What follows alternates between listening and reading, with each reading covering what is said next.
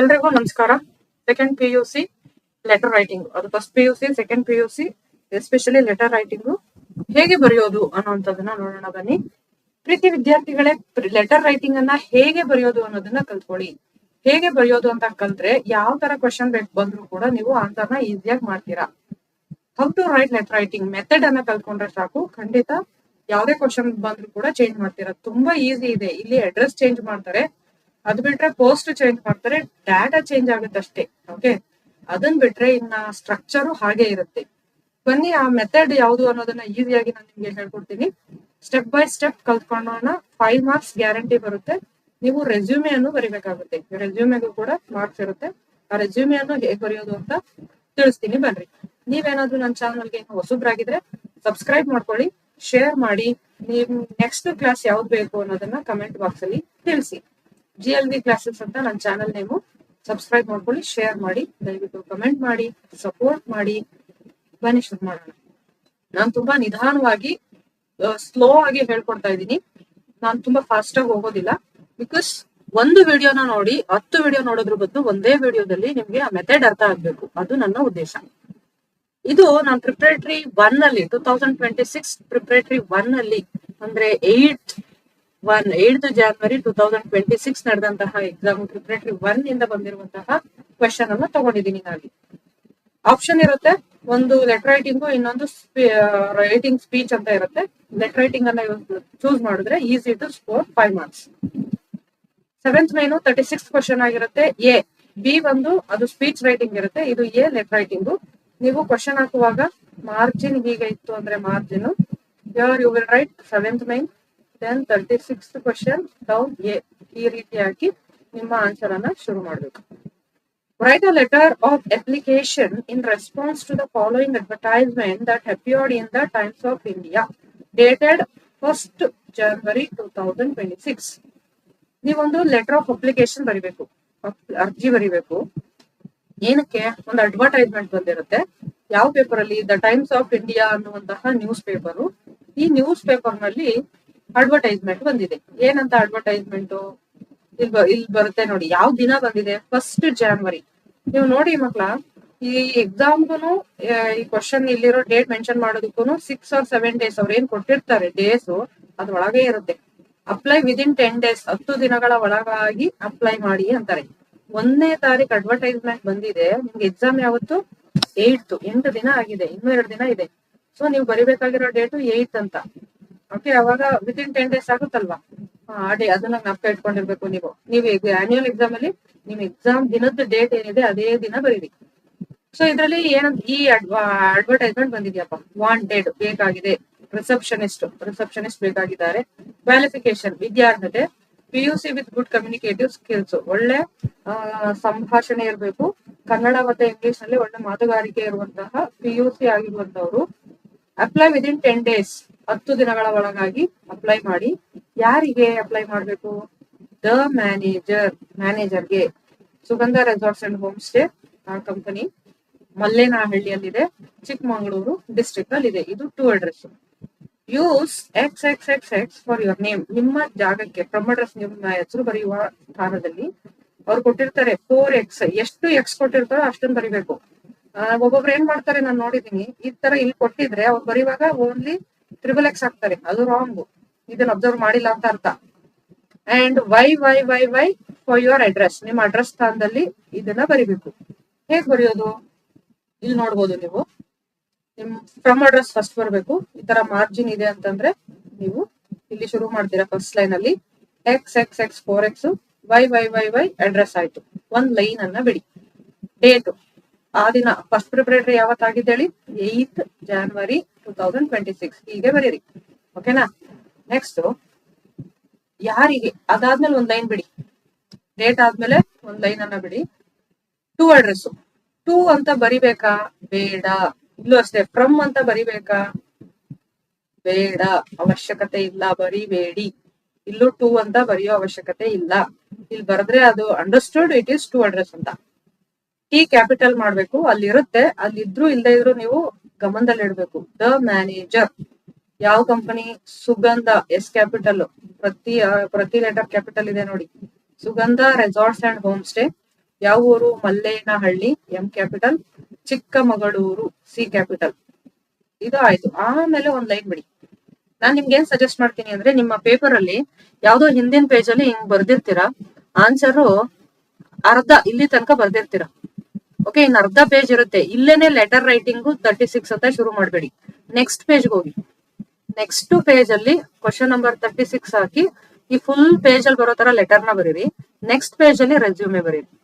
Okay, next page ಅಲ್ಲಿ ರೆಸ್ಯೂಮೆಯನ್ನ ಬರೆದ್ರೆ ಇಟ್ ಈಸ್ ಹೆಲ್ಪ್ಫುಲ್, ನಿಮ್ಗೆ ಹೆಲ್ಪ್ಫುಲ್ ಆಗುತ್ತೆ. ಏನಾಗುತ್ತೆ ನಮ್ಗೆ, ಇಟ್ ಫೆಚಸ್ ಗುಡ್ ಮಾರ್ಕ್, ಒಳ್ಳೆ ಮಾರ್ಕ್ಸ್ ಬರುತ್ತೆ. Next, respected sir or ma'am, ಇದನ್ನೇ ಬರಿಬೇಕು. ಮ್ಯಾಮ್ ನಾವು ಡಿಆರ್ ಬರಿಬೋದಾ? ನೋ, ಬರೆಯುವ ಹಾಗಿಲ್ಲ. ಡಿಆರ್ ಅನ್ನೋದು ಒಂದು ಫಾರ್ಮಲ್ ಆಯ್ತು. ಬಟ್ ನೀವು ಜಾಬ್ ಅಪ್ಲಿಕೇಶನ್ ಹಾಕ್ತಿರೋದ್ರಿಂದ HM ಗೆ ಅಥವಾ ಪ್ರಿನ್ಸಿಪಾಲ್ಗೆ ಅಥವಾ ಈ ತರ ಜಾಬ್ ಅಪ್ಲಿಕೇಶನ್ ಹಾಕುವಾಗ ನೀವು ರೆಸ್ಪೆಕ್ಟೆಡ್ ಸರ್ ಅವ್ರ ಮ್ಯಾಮ್ ಅಂತಾನೆ ಬರಿಬೇಕು. ಡಿಆರ್ ಅಂತ ಬರೆಯೋದು ತುಂಬಾ ಸ್ವಲ್ಪ ಹತ್ರದಲ್ಲಿದ್ದವಾಗ ಬರೆಯುವಂಥದ್ದು. ಅವರು ನಮಗ್ ಬರೀತಾರಲ್ವಾ, ಇನ್ ರಿಟರ್ನ್ ಬಂದ್ರೆ ಅವರು ಡಿಆರ್ ಅಪ್ಲಿಕೆಂಟ್ ಅಂತ ಬರೀತಾರೆ. ಓಕೆ, ಬಟ್ ನಾವು ಅವರು ಬರೀವಾಗ ರೆಸ್ಪೆಕ್ಟೆಡ್ ಸರ್ ಅಂತಾನೆ ಬರಿಬೇಕು. ಜ್ಞಾಪಕ ಇಟ್ಕೊಳ್ಳಿ, ಸರ್ ಆರ್ ಮ್ಯಾಮ್ ಅನ್ನೋದ ಜ್ಞಾಪಕ ಇಟ್ಕೊಳ್ಳಿ, ಕಾಮ ಮರಿಬೇಡಿ, ಕಾಮ. ನೆಕ್ಸ್ಟ್ ಒಂದು ಲೈನ್ ಅನ್ನ ಬಿಡಿ. Subject colon and dash, application for the post of receptionist. ಇಲ್ಲಿ ಏನಾಗುತ್ತೆ, ರಿಸೆಪ್ಷನಿಸ್ಟ್ ಅನ್ನೋದು ಮಾತ್ರ ಚೇಂಜ್ ಆಗುತ್ತೆ.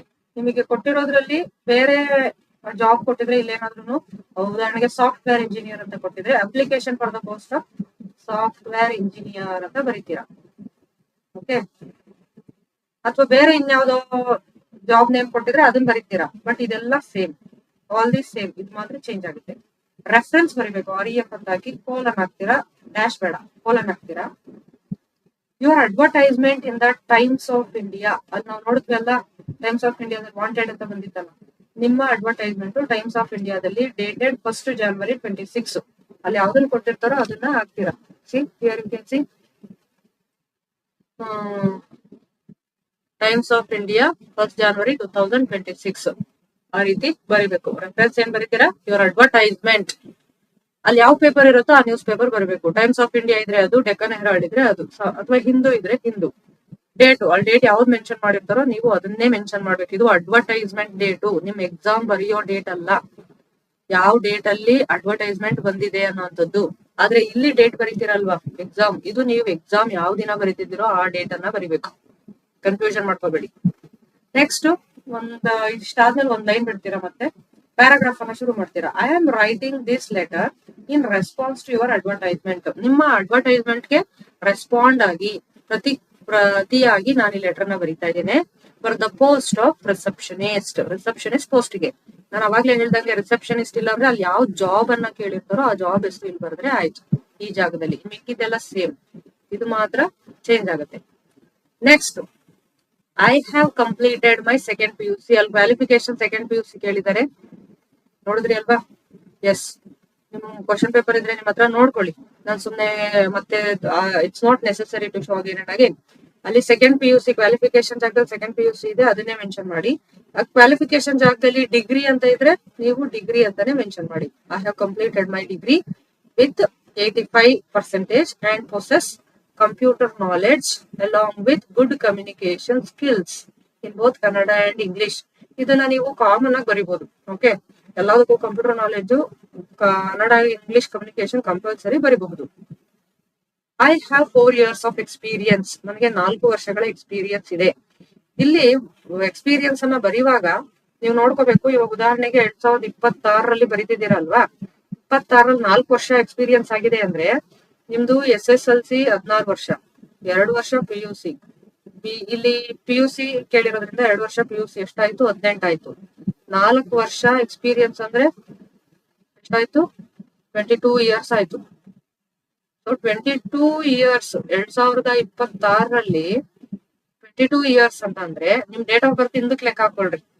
ಓಕೆ, 22 ವರ್ಷ ಆಗಿದೆ ನಿಮ್ಗೆ ಪ್ರಸ್ತುತ. ಹಾಗಾದ್ರೆ ಹಿಂದಕ್ಕೆ ಹೋದ್ರೆ ಎಷ್ಟು, what is the date of birth, ಅದನ್ನ ಲೆಕ್ಕ ಹಾಕೊಂಡು ಡೇಟ್ ಆಫ್ ಬರ್ತ್ ಅನ್ನ ಬರಿಬೇಕಾಗುತ್ತೆ. ಸುಮ್ಮನೆ ಬಾಯಿಗೆ ಬಂದಿದ್ದ ಡೇಟ್ ಆಫ್ ಬರ್ತ್ ಅನ್ನ ಬರಿಬಾರ್ದು. ಬನ್ನಿ ತೋರಿಸ್ತೀನಿ ಯಾವ್ದು ಬರ್ದಿದ್ದೀನಿ ಅಂತ. I have 4 years of experience as receptionist. I am hard working, ನಾನು ತುಂಬಾ ಕಷ್ಟಪಟ್ಟು ಕೆಲಸ ಮಾಡುವಂತವಳು. And capable of handling customers efficiently, ಗ್ರಾಹಕರನ್ನ ತುಂಬಾ ಪರಿಣಾಮಕಾರಿಯಾಗಿ ಹ್ಯಾಂಡಲ್ ಮಾಡ್ತೇನೆ. Next I will be grateful. ಈ ರೀತಿ ಅಟ್ಲೀಸ್ಟ್ ಒಂದು 3 ಪ್ಯಾರಾದಲ್ಲಿ ಬರೀರಿ. 1 2 3 ಪ್ಯಾರಾಸ್ ಅಲ್ಲಿ I will be grateful to you. ನಾನು ನಿಮ್ಗೆ ತುಂಬಾ ಋಣಿಯಾಗಿದ್ದೇನೆ. If I get an opportunity to work in your company. ನಿಮ್ಮ ಕಂಪನಿಯಲ್ಲಿ ಕೆಲಸ ಮಾಡೋದಕ್ಕೆ ನಮ್ಗೆ ಅವಕಾಶ ಸಿಕ್ಕಿದ್ರೆ. I have attach my resume. ನನ್ನ ರೆಸ್ಯೂಮೆಯನ್ನು ನಾನು ಲಗತ್ತಿಸಿದ್ದೇನೆ. For your consideration. ತಮ್ಮ ಗಮನಕ್ಕಾಗಿ. I hope you will consider my application. ನಾನು ಐ ಹೋಪ್ ನನ್ಗೆ ಭರವಸೆ ಇದೆ ನೀವು ನನ್ನ ಅಪ್ಲಿಕೇಶನ್ ಅನ್ನ ಕನ್ಸಿಡರ್ ಮಾಡ್ತೀರಾ ಅಂತ. ಓಕೆ, ನೆಕ್ಸ್ಟ್ ಇಲ್ಲಿ ಥ್ಯಾಂಕ್ ಯು ಒಂದ್ ಲೈನ್ ಅನ್ನ ಬಿಡ್ಬೇಕು. ಒಂದ್ ಲೈನ್ ಬಿಟ್ರು ಆಗುತ್ತೆ, ಬಿಡ್ಲಾಂದ್ರೂ ಆಗುತ್ತೆ. ಮೇ ಬಿ ನೀವು ಈ ರೀತಿ ಲೈನ್ ಬಿಟ್ಟು ಬರೆದ್ರೆ 1.5 ಪೇಜ್ ಆಗುತ್ತೆ. ಓಕೆ, ಆದ್ರೂ ಆಗ್ಲಿ 1.5 ಪೇಜ್ ಆದ್ರೂ ಆಗ್ಲಿ, ಅದಾದ ನಂತರನೇ ನೀವು ಕಂಟಿನ್ಯೂ ಮಾಡಿ. ನಾನು ಇದು ಹೇಗೆ ಔಟ್ ಆಫ್ ಔಟ್ ಸ್ಕೋರ್ ಮಾಡಿರೋರು ಹೇಗೆ ಬರ್ದಿದ್ದಾರೆ ಅಂತ ಒಂದು ವಿಡಿಯೋ ಮಾಡಿದೀನಿ. 80 ಸ್ಕೋರ್ಡ್ ಟಾಪ್ 80 ಸ್ಕೋರ್ಡ್ ಪೇಪರ್ ಅಂತ. ಆ ವಿಡಿಯೋದಲ್ಲಿ ನೋಡಿ ಹೇಗೆ ಟಾಪರ್ಸು ಇದನ್ನ ಬರ್ದಿದ್ದಾರೆ ಲೆಟರ್ ರೈಟಿಂಗ್ ಅಂತ. ಇಲ್ಲಿ ಥ್ಯಾಂಕ್ ಯು ಅಂತಾನೆ ಬರಿಬೇಕು, ಕಾಮ ಹಾಕ್ಬೇಕು. ಕೆಲವರು ಥ್ಯಾಂಕಿಂಗ್ ಯು ಅಂತ ಬರೀತಾರೆ, ಇದು wrong. Thanking you is wrong. Don't write thank you ಅಷ್ಟೇ. ಅದಾದ ನಂತರ ಒಂದ್ ಲೈನ್ ಬಿಡಿ.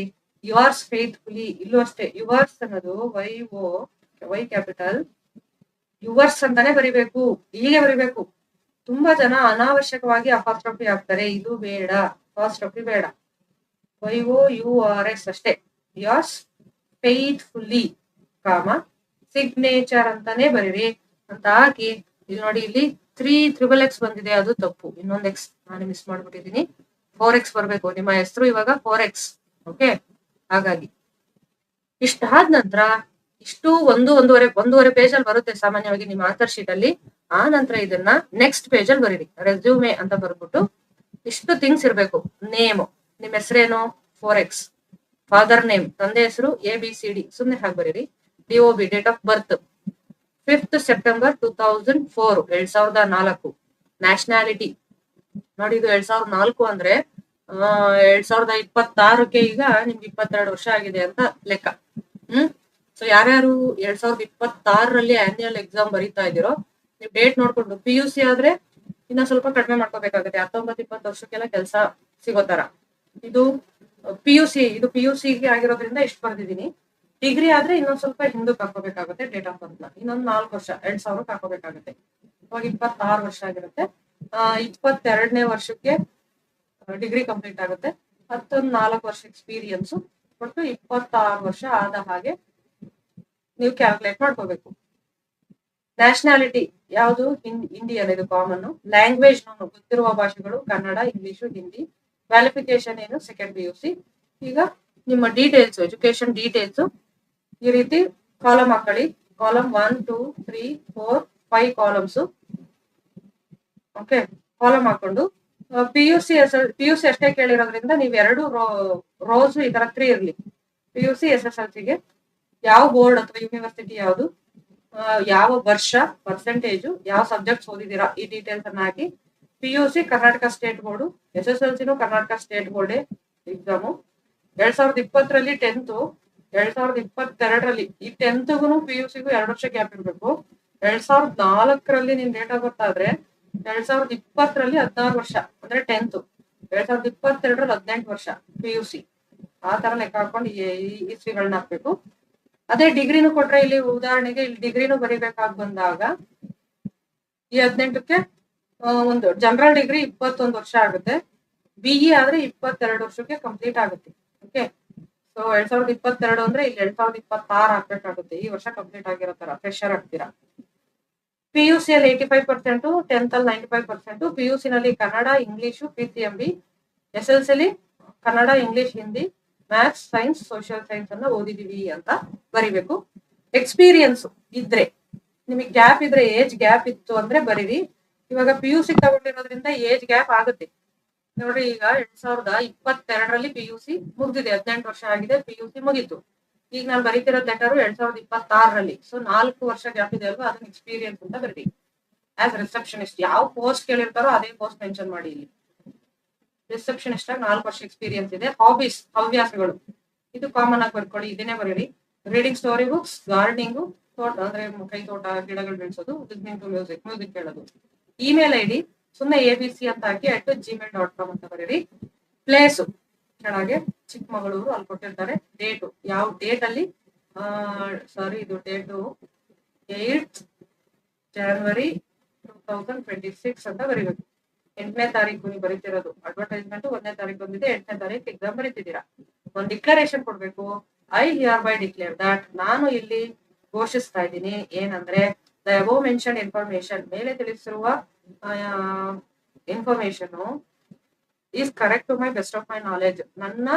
ನನಗೆ ತಿಳಿದಂತೆ ಮೇಲೆ ತಿಳಿಸಿರುವ ಎಲ್ಲಾ ವಿಷಯ ಸರಿ ಇದೆ, ಎಲ್ಲ ಒಂದು ವಿಚಾರ ಏನೇನು ಹೇಳಿದ್ದೀನಿ ಅದೆಲ್ಲ ಕರೆಕ್ಟ್ ಇದೆ, ನಾನು ರಾಂಗ್ ಆಗಿ ಯಾವ್ದು ಕೊಟ್ಟಿಲ್ಲ, ಸರಿಯಾದ ಮಾಹಿತಿಯನ್ನೇ ನೀಡಿದ್ದೇನೆ ಅಂತ. ಸಿಗ್ನೇಚರ್ ಇಲ್ಲೂ ಕೂಡ ಎಕ್ಸ್ ಅಂತ ಹಾಕ್ಬೇಕು. ಎರಡು ಕಡೆ ಹಾಕ್ಬೇಕಾ? ಎಸ್, ಎರಡು ಕಡೆ ಹಾಕ್ಬೇಕು. ಇದು ಒಂದೇ ಪೇಜಲ್ಲಿ ಬರುತ್ತೆ ಸಾಮಾನ್ಯವಾಗಿ. ಈಗ ಬರದೆ ಖಂಡಿತ ನಿಮ್ಗೆ 5 ಅಂಕ ಸಿಗುತ್ತೆ. ಒಳ್ಳೆ ಅಂಕ ಬರ್ಲಿ ಅಂತ ಹೇಳ್ತಾ, all the best. If you are new to my channel, don't forget to subscribe and comment what do you feel about my class. Thank you.